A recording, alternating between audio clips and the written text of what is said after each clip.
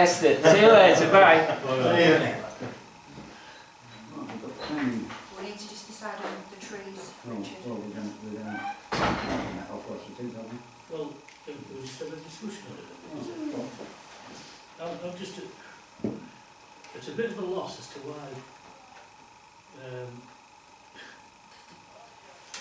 why he's come back with an answer like that. I suppose it's his opinion. Yeah, when he went and looked at the other trees that were splitting wide open and were in a state that needed some work, he didn't even mention that here. So I'm just a bit concerned that, over his...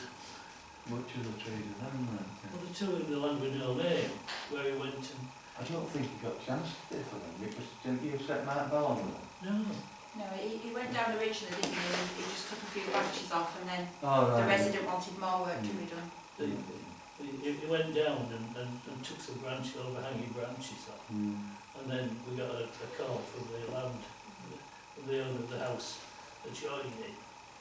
And he wasn't happy with the work that he'd done. He'd done some investigations himself and thought that the trees were in a state that needed much more.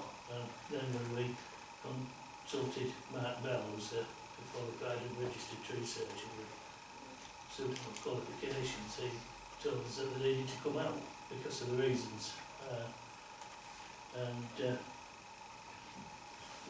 And then we've gone along and asked George Billingham to look at it again, and as the clerk quite rightly said in the previous meeting, that George Billingham's our grass cutting contractor.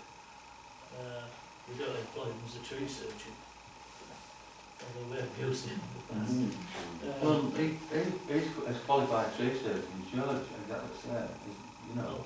I'm sure I don't know what qualifications he's got. Yeah. I don't think he ever showed us any.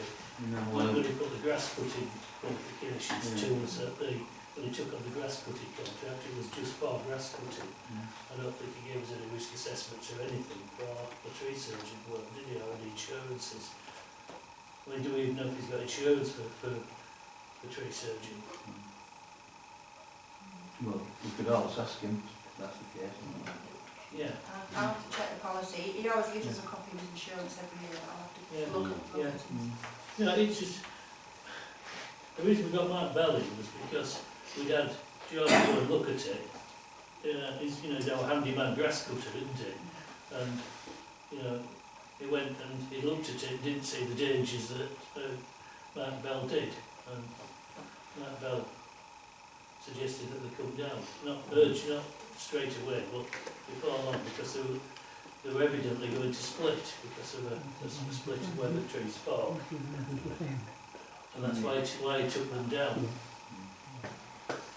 It's always questionable when you get trees that fall, and people say, oh, they're going to split. Yeah. Some don't split. The The old ones were like that. the other problem is tree works to trees that don't need it. Do not do any good. The reason those down on the land with no name needed the works doing was because they'd done works to them before and shortened their lives. We'd crown lifted them ourselves when we went and did the work, mistakenly. And we even made one into what's called a lollipop by removing the lower branches so that the light would work. Again, we did it because parish council decided to do it at a work party. And we thought we were doing right, but once you get professional advice, you see what the areas of your way. And I'm just concerned that we don't really want to be doing something to these trees. We don't want to result in the loss of trees. Someone needs to meet up with him again and look at exactly what he wants to do and see which trees he's actually talking about. Well, yeah, I know there are oak trees there. Yeah, Plenty of yeah. oaks and- As I said, there's more than one. Would you like a second opinion then, Ken? Is that what you... Well, I would, yeah, but that depends on the rest of the council think. Well, I agree, because I hate any trees that it's healthy. Well, it's like I said, as far as I'm aware, George is a qualified tree surgeon, and that's his job. He works, most of his work's for East Riding. The only reason he's being employed to cut trees for us is because the simple fact he's been and he's been there. He works for us on a regular basis cutting grass. You know, and as far as I'm concerned, I think £160 to do the work he's doing on oak trees, perfect, you know, it's not a problem. That's a good deal. Yeah, I agree with John, it's a good price for it.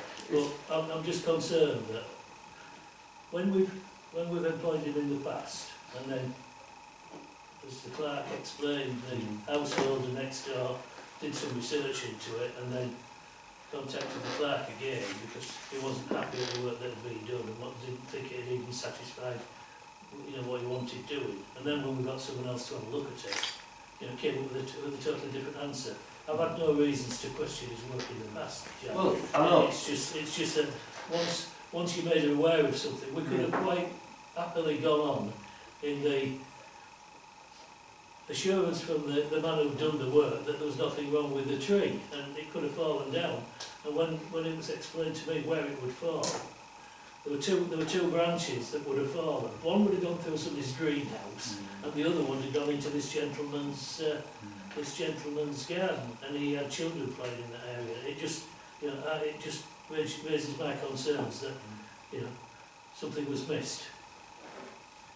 You don't think a second opinion would be the wise thing to have in any case? Yeah, it seems so.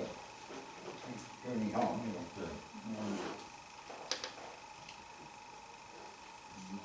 A reasonable precaution. Yeah. Is there a proposal and a second for that then? Well, I'll propose it there. Somebody second it? Martin? And we'll arrange that now. And presumably use Mr. Bell for a second opinion. He's the only other tree One surgeon got that's handy, worked for us before, yeah. Seems reasonable. I'll come back to the council on that then once I've got that. So that's tree works out of the way for the moment. then. Planning applications received, we've got two basically, haven't we? One's this